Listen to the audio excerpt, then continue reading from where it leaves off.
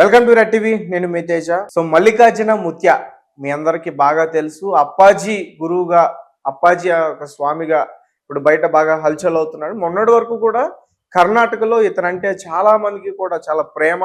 అతన్ని తీసుకెళ్లి ఏమైనా కొత్త వస్తువులు కొన్నా, కొత్త గృహ ప్రవేశాలు జరుగుతున్న ఇతన్ని తీసుకెళ్లి ఖచ్చితంగా ఏ ఒక్క పూజా కార్యక్రమాలు ఇవన్నీ కూడా చేసుకునేవారు. సో అక్కడ వరకే అనుకున్నాం, అక్కడితో ఉంటాడు అనుకున్నాం. కానీ ఇప్పుడు అతను కర్ణాటక బోర్డర్ దాటి మన తెలంగాణకు వచ్చాడు. ఇక్కడ చాలా పూజా కార్యక్రమాలు చేస్తున్నాడు. సో ఇతను ఏంటంటే ఫోన్ నెంబర్లు చెప్పేస్తాడంట. మన గత అంటే మన ముందు రోజులు ఎలా జరిగాయి ఇవన్నీ కూడా అతను పూర్తిగా వివరించేస్తాడట. చాలా విషయాలన్నీ కూడా బయటకు వస్తున్నాయి. సో దీనికి సంబంధించి ప్రస్తుతం మనతో పాటు డిస్కస్ చేయడానికి శివరుద్ర నాగసాధు గారు ఉన్నారు. ఆయనతో మాట్లాడే ప్రయత్నం చేద్దాం. గురుగారు నమస్తే. నమస్కారం మిత్రమా. సో మరి ఎలా చెప్పాలి, కొత్తగా వచ్చారని చెప్పాలా మార్కెట్ లోకి, మరి ఇంకెలా చెప్పాలో నాకైతే అర్థం కావట్లేదు. అతని వయసు చిన్నదే, మరి అతనికి అది ఎలా సాధ్యం? వైవిధ్యమైన ప్రశ్న మీరు అన్నారు. మీరు అడిగింది ఏంటంటే కర్ణాటక బోర్డర్ దాటి తెలంగాణకు వచ్చాడు అంటే భక్తి ఎక్కడికైనా పోవచ్చు, ఒక మాట, దానికైతే హద్దు లేదు. జగద్గురు ఆదిశంకరాచార్యులు భారతదేశం మొత్తం తిరిగారు. ఇక్కడ మనం మాట్లాడుకోవాల్సిందల్లా ఆయన నిజమైన వాడా, అబద్ధమైన వాడా, సమాజం ప్రోత్సాహం ఇస్తున్నది ఇలాంటి వాళ్ళకేనా, మంచి వాళ్ళకి ఎందుకు లేదు, నిజంగా తిరిగే వాళ్ళు సాధువులు, పురోహితులు, తర్వాత పీఠాధిపతులు, మతాధిపతులకు ఎందుకు లేదు ఆ ప్రోత్సాహం, ఎందుకు మన వాళ్ళు అంతలా పోతున్నారు అని అంటే మనం స్పష్టంగా తెలుసుకోవాల్సింది ఏంటంటే, చూడండి మిత్ర, నిజము ఎప్పటికైనా దాగదు. ఇది వర్స్ట్ వర్ణనానితం ఇది. ఇప్పుడు ఆయన గారు ఫోన్ నెంబర్ల ద్వారా, డిజిటలైజేషన్ ద్వారా సెలెక్టివ్ పర్సనాలిటీస్ పిలిచి మాట్లాడుతున్నాడు అని అన్నప్పుడు సాధకుడి లక్ష్యం అది కాదు.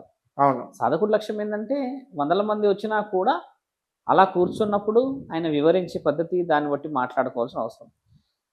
ఇంకో విషయం, నీ ఫోన్ నెంబర్లో నీ జాతకం ఉండదు, ఇది మాత్రం ధర్మం. అవును, నీ ఫోన్ నెంబర్లో నీ జాతకం అసలే ఉండదు. నీ జాతకం వల్ల నీ జన్మకుండలి ఉంటుంది. నీ జన్మకుండలి అంతా ఒక పుస్తకంలో నిక్షిప్తమై ఉంటుంది. ఆ పుస్తకం అంతా పురోహితుడి చేతిలోనో, సాధువుల చేతిలోనో, లేకపోతే గుడిలో ఉన్న పెద్దల అర్చకుల చేతిలోనో ఉంటుంది. ఆ పుస్తకం పేరే పంచాంగం. ఈ పంచాంగం 60 సంవత్సరాలకు రాయబడి ఉంటుంది. దాంట్లో మనం ప్రతి ఉగాది రోజు మంచి చెడులు మాట్లాడుకుంటాం. ఇది యాక్చువల్లీ మనం మాట్లాడాల్సింది. ఇప్పుడు మీరన్నట్టుగానే ఆయన సాధకుడయి సాధించిన పనులు ఏమున్నాయా అంటే, అక్కడ భక్తుల ద్వారా మాత్రమే భోజన కార్యక్రమాలు, అన్నదానం నడుస్తుంది. ఈయన గారు సెలెక్టివ్గా పిలుస్తున్నారు. భక్తులు ఎంత గట్టిగా అరిచినా కూడా ఆయన నిద్రపోయే సమయానికి నిద్రపోతున్నాడంట, పొద్దున్నే లేస్తున్నాడంట అని అంటున్నారు.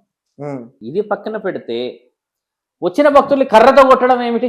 అది కూడా విచక్షణారహితంగా కొడుతున్నాడా, మరి ఎలా కొడుతున్నాడంటే అవతల వ్యక్తిని కొట్టే తరుణమే ఎట్లా వచ్చేసింది అంటే నీకు ఓపిక లేదని ఒకటి రుజువు అయిపోయింది. రెండోది, వచ్చిన అవసరానికి వచ్చిన వాళ్ళతో నేను కర్రతను కొడుతున్నావు అంటే వాళ్ళ అంటే నీకు విలువ అంటే రెస్పెక్ట్ లేదు అని అర్థమైంది. తర్వాత నీవు ఎక్కడికైతే వచ్చావా, మాట్లాడావా, చేసావంటే మొబైల్ నెంబర్ ద్వారా, డిజిటలైజేషన్ ద్వారా ఆధార్ కార్డు సెంటర్కి పోతే నేను కూడా చెప్తా కదా మీ నాన్న పేరేందో. నేను చెప్పలేనా మిత్ర? మీ తాత పేరేందో కూడా చెప్పగలుగుతాను నేను. నీ ఇంటి అడ్రస్ ఏడుందో కూడా చెప్పగలుగుతాం మేము. నేను ఎందుకు చెప్తాను? నేను శివరుద్ర సాధువు, నేను సాధువు కూడా నాకు అవసరమే లేదు. నువ్వు కూడా పోయి చెప్పగలుగుతావు కదా.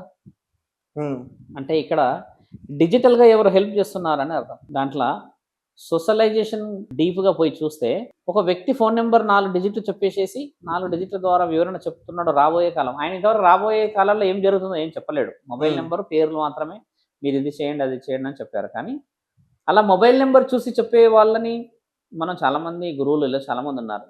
కానీ నీది ఎన్నో జన్మ, నువ్వు ఎక్కడి నుంచి వచ్చావు, నీ అంతరార్థం ఏంది, నీ జీవిత చక్రం ఏంది, నువ్వు ఎక్కడి నుంచి ఏ పాప పుణ్య కార్యక్రమాలు చేసి ఈ జన్మను జన్మించడానికి తీసుకొని ఎవరి రుణ బాధ్యతలో నీవు ఉన్నావు అని చెప్పగలిగిన వాడే సాధువు. మరి ఇవన్నీ అక్కడ వినబడతలేవు దేనికి? మరి నేను ఒక్కొని వచ్చే రోజు ఆయన ఈ విధంగా చేశాడు, ఈ విధంగా ఆయన మాట్లాడాడు అని నేను చెప్పట్లేదు. చాలామంది ఏం చెప్తున్నారు ఇక్కడ, మీడియా వాళ్ళే చెప్తున్నారు ఫేక్ అని, తప్పుడు మనిషి అని, ఆయన కొత్త బాబా అని, దొంగ బాబా అని, మంచి బాబా, ఇవంతా మీడియానే చెప్తుంది. మరి మీడియాని నమ్మాలా, మీరు ప్రజలని నమ్మాలా? ఒక క్వశ్చన్. ఇప్పుడు తేజారాన్ని ఎంక్వైరీ చేశాడు అనుకో, ఇట్ హ్యాస్ టు ప్రూవ్ అంటే ఎట్లా? భక్తుల ద్వారా ప్రూవ్ కావాలి. మరి ఒక భక్తుడు కూడా చెందకు చెప్తలేడు, మీరు ఎలా ఫేక్ అని నిర్ణయించారు? ఇది పెద్ద క్వశ్చన్ మార్క్ ఉంది ఇప్పుడు ఇక్కడ మన దగ్గర. ఒక ఛానల్లో పోయారు స్వామి, నైట్ ఉన్నారంట, ఏదో రెక్టిఫికేషన్ తీశారంట, ఆయన కొంచెం చెడుగా మాట్లాడిందంట, ఇష్టం ఉంటే ఉండుర్రి లేదంటే పొండి అని తిట్టాడంట ఒక రికార్డు. ఇంకో రికార్డు ఏంది, భయపడిపించి ఎవరినో కొట్టిండ్రంట, ఇది ఒక రికార్డు. ఇంకో రికార్డు ఏంది, ఈయన గారు సెలెక్టివ్ పర్సనాలిటీని పిలుస్తున్నాడంట, 20 మందో 30 మంది, తర్వాత కొత్త మాట్లాడతలేడంట. సడన్ గా కొత్త మనిషి పోతే కన్ఫ్యూజ్ అయిపోతున్నాడంట. అంటే ఇక్కడ అర్థం ఏమున్నదంటే ప్రజలు కూడా ఇంకా పోతూనే ఉన్నారు. మనం తెలుసుకోవాల్సింది ఏంటంటే ప్రజల ద్వారానే నిర్ణయం కావాలి. ఇంకా ప్రజలు నిర్ణయించలేరు కదా మిత్రమా. ఇప్పుడు ప్రజలు నిర్ణయించినంత వరకు మీడియాలో ఫేక్ పెట్టేసి ఒకరి మనోభావాలు దెబ్బతీయడమే తప్పితే నిజమైన నిజాన్ని బయటికి తీసుకురావాలి కదా. అక్కడ ఒక భక్తుల్లో అనలేరు మిత్ర, నేను అన్నాను ఆయన ఫేక్ అని నేనే అన్నా. ఇప్పుడు ఉదాహరణకి ఇప్పుడు నేను ఎలా అన్నాను, నాకు రుజువు ఏంది, నేను ఎందుకు ఫేక్ అంటున్నాను అనేది కూడా చాలా అవసరం ప్రేక్షకులందరికీ. శివరుద్ర సాధువు నిత్య గురించి అప్పాజీ గురించి ఫేక్ అన్నాడు అని అన్నప్పుడు నేను రుజువు ఏం చెప్పాలంటే, నేను ఆయన అవాస్తవం అని నేను ఎందుకు అంటున్నాను అన్న విషయంలో ముఖ్యంగా కొట్టడం సాధువు లక్షణం కాదు. అక్కడ నేను ఒప్పుకోలేను. ఇక ఎందుకు కొడతావా నువ్వు, నీకు ఏ హక్కు ఉంది? ఇక్కడ నుంచో మహబూబ్ నగర్ నుంచి, ఎక్కడి నుంచో కర్నూలు నుంచి, నెల్లూరు నుంచి, అనంతపురం నుంచి కడప చేతిలో పట్టుకొని బస్సులెక్కి మనుషులు పట్టుకొని వచ్చి నమ్మకంగా కూర్చుంటే వాళ్ళని చూసే ఓపిక లేకపోతే పంపించేయి. కర్రతో కొట్టి దానికి పేరు వాళ్ళు ఉంటారా పోతారా పరీక్షించనేని అంటావా? అంటే అంత వెర్రి భాగోళ్ళు. అవసరానికి వచ్చిన వాడిని కొట్టినావంటే నీకు విలువ లేదని అర్థం. ధర్మం అంటే విలువనే లేదు నీకు, అవసరం అంటే విలువనే లేదు నీకు, శాస్త్రం అంటే నీకు పరిజ్ఞానమే లేదని అర్థం. ఎలా కొడతావాలా? అది నేను ఆ విషయంలో నేను చెప్తా, ఆయన అది కాదని. మిగతా భక్తులు చెప్పేంత వరకు నిర్ధారణ జరగలేదు. కానీ నేను వీడియోస్ చూసినప్పుడు పంపించినప్పుడు కొంతమంది ఛానల్ వాళ్ళు అడిగిన విషయంలో నేనేంటంటే అలా చెప్పనీకి రాదమ్మా. ఒక సాధువు ఎదుగుతుంటే, ఒక పురోహితుడు ఎదుగుతుంటే, ఒక మనిషి బాగుపడుతుంటే కలియుగంలో కాళ్ళు లాగడం సహజమే. ఇప్పుడు ఆయనను కూడా అదే యాంగిల్ చూడాలి మనం. ఆయన కాళ్ళు లాగుతున్నారు 100 మంది, ఒక్కరిని తీసుకొచ్చి భక్తుడి ద్వారా చెప్పియండి అంటున్నా నేను. ఇది ఎందుకు చేయదు మీడియా? మరి ఆయనకి సంబంధించిన భక్తులందరూ కూడా మాక్సిమం కర్ణాటకలో ఉన్నారు. అవును, హైదరాబాద్ ఎందుకు? హైదరాబాద్ నుంచి పోయిన వాళ్ళు 100 మందిరుగా మరి, తెలంగాణ నుంచి పోయిన వాళ్ళు 100 మందిరుగా మరి, వేరే ఛానల్లో కూడా తీస్తున్నారుగా మరి. వాళ్ళు రుజువు చేయనంత వరకు ఎలా పడతా తప్పు? నేను అంటే వాళ్ళ గురించి కాదు కానీ మీరేం అబ్జర్వ్ చేశారు? నేను అబ్జర్వేషన్ చేసింది ఆయన గారు వాస్తవం కాదు, నేను చెప్పింది కూడా ఇందాక అదే. కొట్టడం అవాస్తవం. కొట్టడం ఎందుకు? భక్తులను అలా చిత్రవదన చేసేసి మాట మాట్లాడేసేసి అన్నం పెడితే అయిపోతుందా మిత్ర? పుణ్యం కోసం నీ దగ్గరకు వస్తే నువ్వు అన్నం పెట్టేసేసావా? ఏదో ఒక మంచి ప్యాంటు షర్ట్ వేసి పంచ సాధకుడు అలా ఉంటాడా? వేసుకుంటున్నాడు, నడునికి అది కట్టుకుంటున్నారు. ఇప్పుడు గోడలు దూకేస్తున్నాడు, కాలర్ పెట్టేసుకుంటున్నాడు, కారు పైన కూర్చుంటున్నాడు, కారు పైన కాలర్ పైకి అంటున్నాడు. నువ్వు డిజిటలైజేషన్ లో దేవుడిని తీసుకొని వచ్చావు అని అర్థం. ధర్మమైన సందేహాలలో మాట్లాడితే మరి దేవుడు ధర్మంగానే ఒక నియమం, ఒక నీతి, ఒక నిజాయితీ, ఒక స్పష్టత, ఒక వివరణ కావాలి. ఇలాంటివన్నీ వదిలిపెట్టేసేసి నువ్వు భక్తుల్ని పటా కొట్టేసింది కాక ఇలా పెట్టేస్తాడు, ఇలా అంటున్నావు, అలా అంటున్నావు, ఇట్లా దగ్గరికి మొహం పిలిచి ఇట్లా కొడుతున్నాడు పచ్చకాడు. అలా కొట్టొచ్చా? దగ్గర పిలిచి కొడుతున్నాడు అంటే, దగ్గర పిలిచి కొడుతున్నావు అంటే ఆ మొహంలో ఎంత బాధ ఉండొచ్చు స్వామి. నువ్వు దగ్గర పిలిచి గురువు కొడితే ఆయన ఆనందపడి ఆశీర్వాదం లాగా తీసుకోవాలి. కానీ వాళ్ళు బాధలాగా తల కింది పెడుతున్నారంటే కొంచెం అసహ్యం కనబడిందని అర్థం కదా. అలాంటి వాళ్ళు ముమ్మాటికి వాస్తవం కాదు మిత్రులు. ఫాదర్ గురించి కూడా ఇప్పుడు వాళ్ళ నాన్నగారి విషయం కూడా ఆయన కూడా ఇట్లానే ఉండేవారంట కదా. అట్లనే ఉండేవాడు, మంచి గొప్ప పనులు ఉన్నాయి. కానీ ఆయన గారిని వరంగల్ ప్రాంతం మనుషులు చంపారు అని చెప్పి వినికిడి. మన వరంగల్లో ఎక్కడ నిధుల గురించి చెప్పిండంట ఆయన, ఉన్నాయని తీయొచ్చాను ఏదో చెప్తే అక్కడ నిధులు రాకపోవడం చేత, అవి తీయలేకపోవడం చేత వాళ్ళు వచ్చి ఈయన మీద తిరుగుబాటు చేసి చంపారు అనేది లైవ్ రికార్డెడ్. అది ఇప్పుడు గుప్త నిధుల గురించి చెప్పారు అని చెప్పి అవి రాకపోవడం చేత మరణం అనేది మర్డర్ అయింది అని చెప్పి న్యూస్ వచ్చింది. ఇప్పుడు తండ్రికి కొంచెం అవమానం జరిగింది, కొన్ని విషయాలు కోల్పోయాడు కాబట్టి బిడ్డ కూడా తండ్రిలా కావచ్చును. కానీ ఆధునికతలో ఇంత ఆధ్యాత్మిక గురించి కొంచెమన్నా చెప్పకుండా నువ్వు ఉండే ఆ మొహంలో చూసారా మీరు? వెరీ ఫెయిర్నెస్ కనబడట్లేదు, మీరు గమనించండి. నేను చాలా కొంచెం డీప్ గా చూసా వీడియోస్ కూడా. స్పష్టత లేకుండా మనం కొట్లాడుకొని, స్పష్టత లేకుండా నువ్వేంది నేనేంది అనుకోవద్దు కదా స్వామి. మేము అబ్జర్వేషన్ అంటే ముమ్మాటికి అవాస్తవం. కొట్టడం అనేది నేను ఒప్పుకోను. కొట్టిన వాడు ఎలాంటి వాడైనా అవాస్తవం స్వామి, నేను ఒప్పుకుంటా. నీకు ప్రమాదం ఉన్నది, భక్తుల ద్వారా తప్పించుకోవడానికి నువ్వు ప్రాణనక్షణకి చేసేది వేరు. మళ్ళీ అది మన దగ్గర లీగల్గా ఉంది. అమాయకంగా నీ దగ్గరకు వచ్చి కూర్చున్న వాళ్ళని కొట్టినవాడు నువ్వు గురువు అంటే నేను ఎలా ముందుకు వస్తాను? మన వాళ్ళు కూడా చూడండి, ఇంకా వరకు ఒక భక్తుడు చెప్పలేరు ఆయన గురించి, కానీ మీడియా వల్లదే నడుస్తుంది మొత్తం హల్చల్. అప్పాజీ గురించి హల్చల్. నేను కలవలేను కూడా. మీరు అంటే నా దగ్గర కదా, ఇంతకు ముందు వేరే ఛానల్లో కూడా అడిగారు నన్ను. వాళ్ళ మీకు కాల్ చేసి అడగడం పొమ్మంటే నేను రానన్నా. మిమ్మల్ని వాళ్ళు రమ్మన్నారా? నన్ను ఛానల్ వాళ్ళు రమ్మన్నారు పోదామని, నేను రానన్నా. ఒక సాధకుడు ఆయన కోటి విద్యల కూటి కోసమే స్వామి. అట్లాంటి వాళ్ళ దగ్గరికి పోయి నేను నువ్వేంది నేనేంది అని చెప్పేసి సమాజానికి అధర్మ అని చెప్పకూడదు. ఆయన చేసుకోనివ్వండి. నాగదేవత అయిపోయింది, నాగకన్య అయిపోయింది, సౌందర్య అయిపోయింది, మధ్యలో ఆవిడ ఇంకొక ఆవిడ వచ్చింది క్వశ్చనాలు వేస్తావా అని. నెక్స్ట్ ఆఫ్ కోర్స్ అఘోరి అయితే మామూలుగా అసలు అక్కడ నుంచి మొదలైంది, అక్కడ నుంచి మొదలైంది మనది అఘోరి నుంచి. అదే అయిపోయింది. ఇప్పుడు కొత్తగా అప్పాజీని కూడా మనము నిర్ణయించాలి. తొందరలో ఆయన గారికి కూడా విషయాలు బయటకు వచ్చి నేను కోరుకునేది కూడా మీడియా ఛానల్ వల్ల ఏంటంటే ఆయన న్యాయం అని తెలవాలి స్వామి. అంటే ఇప్పుడు ఆయన గురించి వీడియోస్ ఇవన్నీ చూస్తుంటే నెగిటివ్ ఎక్కువ ఫీల్ అవుతుంది. నెగిటివ్ కాదు స్వామి గురువు గారు, అంటే నాకే అనిపిస్తుంది చూస్తున్నప్పుడు పాత సినిమాల్లో హీరోకి ఎలివేషన్స్ ఎట్లా ఇస్తారు. ఇప్పుడు సింహరాశి సినిమా చూసారా? చూసా అదే ఉంది కదా, సాంగ్ కూడా అదే పెట్టారు. అదే పెట్టి అది పెట్టింది కాక అన్ని అవే ఇన్స్టాగ్రామ్ లో అవే పాజిటివ్ పాజిటివ్ పాజిటివ్ ఆ రకమైనటువంటి ఎలివేషన్స్ అన్ని కూడా అతనికి ఇస్తున్నారు. మళ్ళీ ఇంకో విషయం గమనించండి, అక్కడ ఒక 10-20 కిలోమీటర్ల వరలకి వాళ్ళ ఆయనకి సంబంధించిన భక్తులు ఎవరు లేరంట, అంత మనోళ్ళే ఉన్నారు అక్కడ. అంటే చుట్టుపక్కల అంత ఎత్తున్న సపోర్ట్ లేదు స్వామి అక్కడ అన్న వర్షన్ వచ్చింది.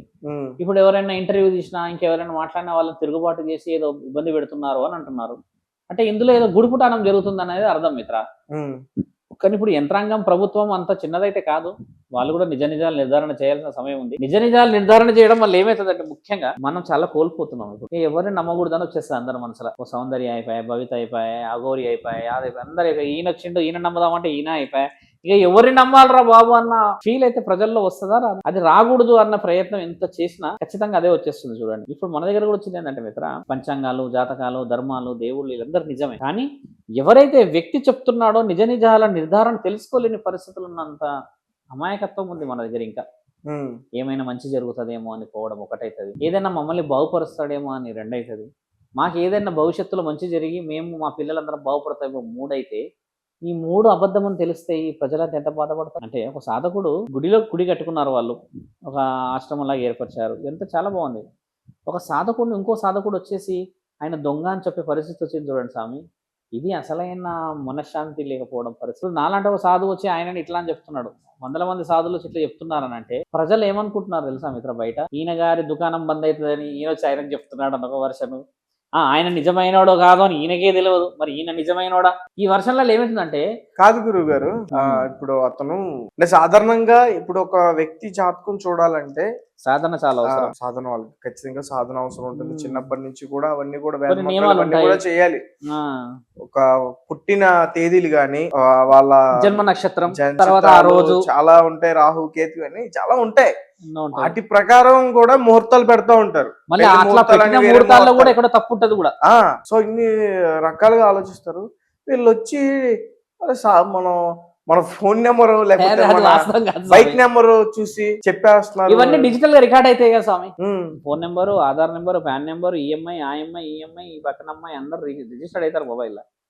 ఆధార్ కార్డులు కూడా లింక్ రిజిస్టర్డ్. అది కాకుండా జాతకం చెప్పితే మీరు అన్నట్టుగా నేను కూడా వత్తాసు పలికేవాడిని. అదొక్కటే నాకు ఇబ్బంది అనిపించింది. మళ్ళీ ఇంకోటి ఏంటంటే కొట్టడం నాకు బాధ అయింది. తప్పే ఉందిలే స్వామి, డిజిటల్ దేవుళ్ళు పుట్టడం తప్పే ఉంది. డిజిటల్ దేవుళ్ళు పుట్టరు. ఇక మన దగ్గర ఉన్నదే పురాతనమైన దేవుళ్ళు. వాళ్ళే శివుడు, బ్రహ్మ, విష్ణువు వాళ్ళే ఉన్నారు అక్కడ, ఎవరు మారలేగా. శివుడు ఎప్పుడైనా జీన్స్ ప్యాంట్, టీ షర్ట్ వేసుకొని గాగుల్స్ పెట్టుకొని వచ్చాడు. మరి శివ భక్తులు వచ్చిరా, సాధువులు వచ్చారా? శివుడే శివభక్తుల్ని శివుడు లాగా తయారు చేసుకొని భక్తి పారవశంలో ముంచితే, మన వాళ్ళు చెడ్డీలు వేసుకొని, మిడ్డీలు వేసుకొని, కాలర్ పైకి లేపేసేస్తే, దాని పేరు భక్తి అని పెట్టేసేస్తే నమ్మే పరిస్థితులు మనం ఉన్నాం చూడండి. అది అసలైన అంధాకారం, అది అసలైన కలియుగం. అలా ఉంటుందా స్వామి? ఒక చిన్నజీయర్ స్వామి కుర్రో బుర్రో అని మొత్తుకుతాడు, నాగ సాధువులు అఘోరాలు కుర్రో ముర్రో అని మొత్తుకుతారు. ఇంతమంది సాధువులు, అఘోరాలు, సాధ్వికులు, పురోహితులు ఇంతమందిని నమ్మటలే. చిన్నజీయర్ స్వామి ఓం నమ శివాయ అంటాడా? ఎందుకన్నాడు ఓం నమ శివాయ? ఎందుకంటే హ్యాపీగా అంటారు. కొంతమంది ఈ మధ్య నెగిటివ్ తీస్తున్నారు అన్నాడు అని. ఇప్పుడు నేను శివభక్తుని కదా, ఇప్పుడు నన్ను గెలకడానికి మీరు కావాల్సిన ఓం నమ శివాయ అనిపించకుండా జై శ్రీరామ్ 10 సార్లు అనిపించారు అనుకోండి, 11వ కోపం వస్తుంది రాదా నాకు? యాక్చువల్లీ నేను జై శ్రీరామ్ కూడా అనవచ్చు. నారాయణ భక్తుడు కదా, ఆయన శ్రీమన్నారుడే గొప్ప అని ఇంతవరకు 7 రోజు అనలేడు మిత్రా అన్నాడు. ఏంటి అసలు మరి ఇతన్ని నమ్మొచ్చా నమ్మకూడదా? వాస్తవం అయితే కాదు. ప్రజలకు చెప్పాల్సింది కూడా ఏంటంటే ఇలాంటి వాళ్ళు ఉన్నారు, లేదంటే డిజిటలైజేషన్ లో మార్పులు చేర్పులు ఉన్నాయి, కానీ అలా కొట్టడము, చేయడము, నువ్వేంది నేనేంది అనడం అనేది భక్తులు తెలుసుకోవాలి. భక్తులు ఇంకా నిర్ణయించాల్సిన అవసరం ఉన్నది. ఇంకా ఆయన గారు ఫేకా మీరు అన్నట్టు జెన్యూన్ అనేది డిసిజన్ ఎట్టుక. శివరాత్రి ఉందిగా మిత్ర, శివుడు నిర్ణయించలేడా ఆ రాత్రిని? ఇంకా వెయిటింగ్ లో ఉన్నాను. ఎందుకంటే ప్రజలు చాలా అలసిపోయారు. ఎవరో చేయం సహాయపడతాడో, ఎవరో చేయం మారుస్తారో, వచ్చిన వాళ్ళంతా కొంచెం కొంచెంగా ఇలా వచ్చేసరికి మనసులు బాధ అయిపోతుంది. కాబట్టి ధర్మాన్ని కాపాడే ప్రయత్నంలో మీరు అన్నట్టుగా ఇలాంటి వాళ్ళందరినీ ప్రజలే కనిపెట్టారు. ప్రజలకు ఎన్నో శక్తులు ఉన్నాయి. నరేంద్ర మోడీని డిసైడ్ చేయగలరు ప్రజలు, అప్పాజీని డిసైడ్ చేయలేరా? కాబట్టి పీపుల్ షుడ్ డిసైడ్. కాబట్టి నాకు తెలిసి నా అనలైజ్ ప్రకారం ఆయన జెన్యూన్ కాదు, ముమ్మటికి జెన్యూన్ కాదు. అంత చిన్న వయసులో నాకు ఎక్కడ కూడా క్లారిటీ కనిపించాలి. ఆ మొబైల్ లో జాతకం చెప్పడం అనేది వాస్తవం కాదు. ఆస్ట్రాలజర్స్ ఉన్నాయి, లేవంటలేను. కొంతమంది ఆస్ట్రాలజీ అంతా మొబైల్లో తీసేస్తారు. చేస్తారు. కానీ మన ఆస్ట్రాలజీ మొబైల్, ఫోన్లు, కంప్యూటర్లు, ల్యాప్టాప్లు లేని టైంలో ఉన్న ఆస్ట్రాలజీ మనది. ఉమ్. అర్థమైందా? ఇప్పుడు ఈ ఆస్ట్రాలజీ ఇది డిజిటల్. అది దాన్ని నమ్ముకుని భవిష్యత్తు ఇస్తామా? శాస్త్రమే చెప్తుంది ఫోన్ పడేయమని. మరి ఫోన్లో ఏం జాతకం ఉంటుంది స్వామి? అవునా కదా? అది ధర్మం మిత్ర. తను తెలుగు కన్నడ రెండు మాట్లాడతాడా? బాగానే మాట్లాడుతున్నాడటగా తెలుగు కూడానా? అక్కడ మళ్ళీ చుట్టుపక్కల భక్తులు కూడా తెలుగు బాగానే మాట్లాడుతున్నారంట ఆయన పక్కన ఉన్న వాళ్ళందరూ. అంటే కర్ణాటక కాబట్టి మిత్ర 90% మనకి కొంచెం బార్డర్ కదా, అంటే టచ్ లో ఉంటది మనకి.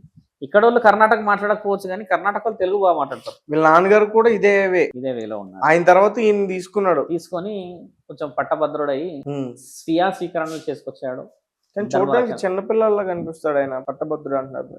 పట్టభద్రుడు కాదు, నేను ఆయన తీసుకున్నాడు అన్నాడు, ఇయ్యలేడు అనలేదు. ఓకే. పట్టభద్రుడు నీకు ఇయ్యాలి నేను, అది పట్టభద్రుడు. పట్టభద్రుడు అయ్యాడు అన్నాను నేను. అంటే నీకు నువ్వు ప్రకటించేసుకున్నావు, ఐఆమ్ ది ఎంపైర్. ప్రజలు ప్రకటించాలి యు ఆర్ ది ఎంపైర్ అని. అవునా కదా? ధర్మం మిత్ర. తొందరలో ఆయన బయటపడే అవకాశాలు ఎక్కువ కనబడుతున్నాయి నాకు. మరి బయట పడుతున్నారు కానీ వాళ్ళకి మరి సరైనటువంటి శిక్షలు ఏం తీసుకోవట్లే. ఇప్పుడు సమస్య వీళ్ళ నాగదేవతలు వాళ్ళు నాగదేవతలు చూడండి, నేను నన్ను మాట్లాడుతుంటే అమ్మ ఒకసారి రా అమ్మ అంటే తల్లి అమ్మవారి పూనకు వచ్చేస్తుందా? ఆవిడ ఇంకా వచ్చేస్తుంది. ఇప్పుడు ఆగమ్మ అంటే ఆగిపోతుందా? ఆవిడ మీద డీజే సాంగ్లే వచ్చాయి ఇప్పుడు. మరి చూసావా, దేవత గురించి వచ్చిన వాళ్ళందరికీ పరమాత్ముడు ఎక్కడొక్కడ దొరికిపిస్తాడు, వదిలిపెట్టాడు. అవును, ఆయనని మనం నమ్మకం. వాళ్ళు చేసిన మిస్టేక్స్ దొరికేలా చేశాడు.